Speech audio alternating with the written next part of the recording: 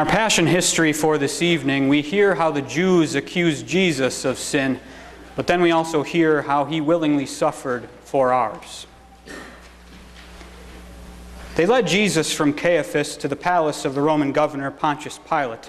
By now it was early morning, and to avoid ceremonial uncleanness, the Jews did not enter the palace. They wanted to be able to eat the Passover.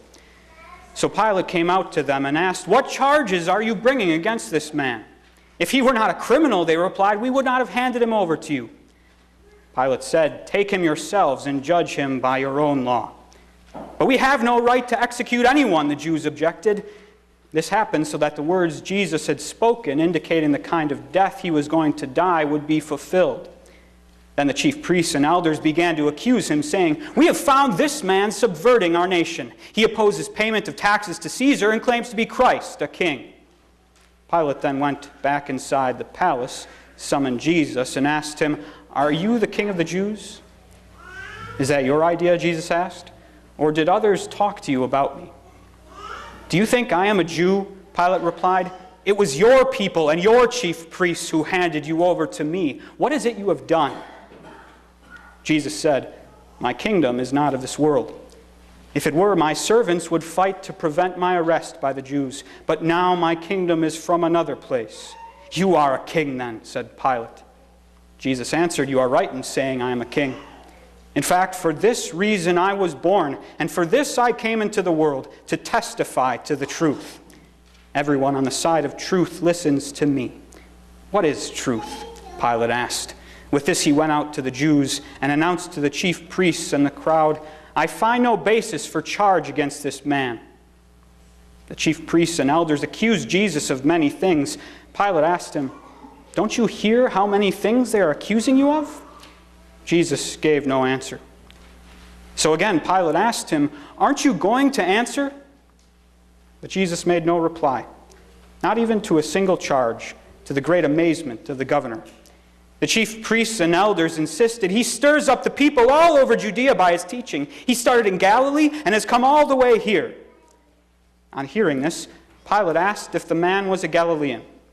When he learned that Jesus was under Herod's jurisdiction, he sent him to Herod, who was also in Jerusalem at that time. When Herod saw Jesus, he was greatly pleased, because for a long time he had been wanting to see him perform some miracle. He plied him with many questions, but Jesus gave him no answer. The chief priests and the teachers of the law were standing there vehemently accusing him. Then Herod and his soldiers ridiculed and mocked him. Dressing him in an elegant robe, they sent him back to Pilate. And that day, Herod and Pilate became friends. Before this, they had been enemies. Pilate called together the chief priests, the rulers, and the people, and said to them, "You brought this man as one who is inciting the people to rebellion. I have examined him in your presence and have found no basis for your charges against him. Neither has Herod, for he sent him back to us. As you can see, he has done nothing to deserve death. Therefore, I will punish him and then release him." Now it was the governor's custom at the feast to release a prisoner chosen by the crowd. A man called Barabbas was in prison with the insurrectionists who had committed murder in the uprising. The crowd came up and asked Pilate to do for them what he usually did. So when the crowd had gathered, Pilate said to them, "It is your custom for me to release to you one prisoner at the time of the Passover. Which of the two do you want me to release to you, Barabbas or Jesus, the King of the Jews, who is called Christ?" Pilate knew it was out of envy that the chief priests had handed Jesus over to him. While Pilate was sitting on the judge's seat, his wife sent him a message. "Don't have anything to do with that innocent man, because I have suffered a great deal today in a dream on account of him."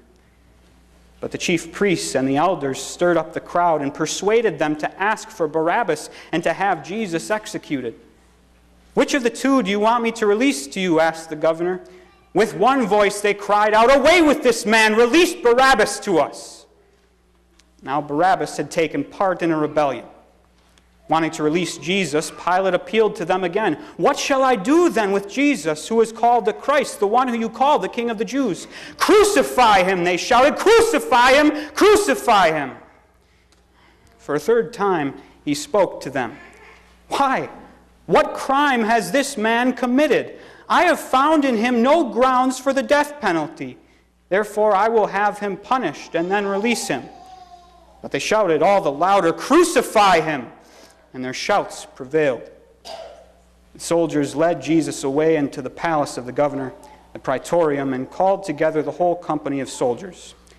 They stripped him and put a scarlet robe on him, twisted together a crown of thorns and set it on his head, put a staff in his right hand and knelt in front of him, worshiping. They spit on him. They struck him in the face, and he took the staff and struck him on the head again and again.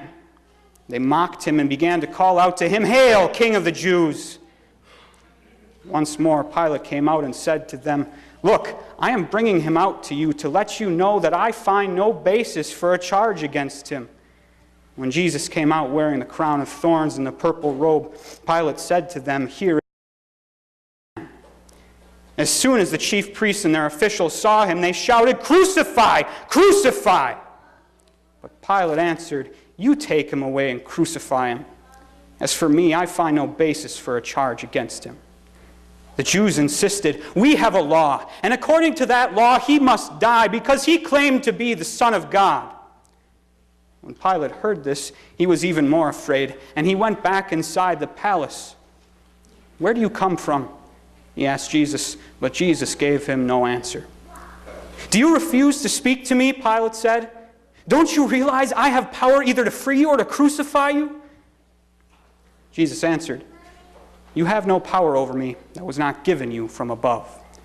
Therefore, the one who handed me over to you is guilty of a greater sin." From then on, Pilate tried to set Jesus free, but the Jews kept shouting, "If you let this man go, you are no friend of Caesar's. Anyone who claims to be a king opposes Caesar." When Pilate heard this, he brought Jesus out and sat down on the judge's seat as a place known as the stone pavement, which in Aramaic is Gabbatha. It was the day of preparation of Passover week, about the 6th hour. "Here is your king," Pilate said to the Jews, but they shouted, "Take him away! Take him away! Crucify him!" "Shall I crucify your king?" Pilate asked. "We have no king but Caesar," the chief priests answered. When Pilate saw that he was getting nowhere, but that instead an uproar was starting, Pilate granted them their demand, wanting to satisfy the crowd. He took water and washed his hands in front of the crowd. "I am innocent of this man's blood," he said. "It is your responsibility." All the people answered, "Let his blood be on us and on our children." And Pilate released Barabbas, the man who had been thrown into prison for insurrection and murder. He then surrendered Jesus to their will to be crucified. The soldiers of the governor took off the purple robe and put his own clothes on him. Then they let him out to crucify him. This is the word of the Lord.